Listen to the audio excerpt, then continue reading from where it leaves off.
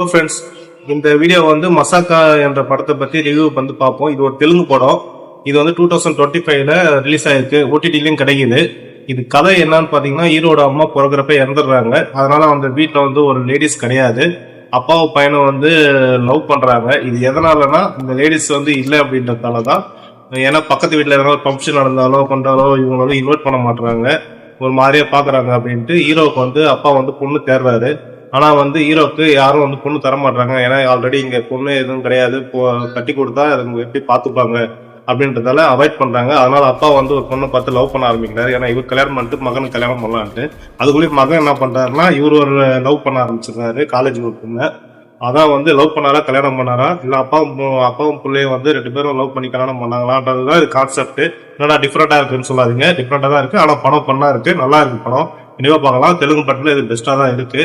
இந்த படத்தோட இது வந்து அமல்கணக்குலாம் எதுவுமே இல்லை, ஃபேமிலியாக பார்த்து சிரிக்கலாம், நல்லா இருக்கு. உங்களுக்கு கண்டிப்பா பிடிக்கும்னு நினைக்கிறேன். எனக்கு பிடிச்சிருக்கு இந்த படம் ரொம்ப. உங்களுக்கு பிடிச்சிருந்ததுன்னா நீங்க கமெண்ட் பண்ணுங்க இந்த படம் எப்படி இருக்குன்னு சொல்லிட்டு. பார்த்துட்டு கொஞ்சம் பண்ணு இருக்கு, பரவாயில்ல. படம் டைம் போட தெரியல, ஒரு என்டர்டைன்மெண்ட்டுக்காக பார்க்கலாம். ஒரு வாட்டி பார்க்கலாம் எனக்கு தெரிஞ்சு. கண்டிப்பா பாருங்க. Okay, thank you friends. சப்ஸ்கிரைபர்ஸ் பண்ணலாம் கண்டிப்பா பண்ணீங்க. பிடிச்சிருந்தா லைக் பண்ணீங்க வீடியோ. தேங்க்யூ ஃப்ரெண்ட்ஸ், பாய்.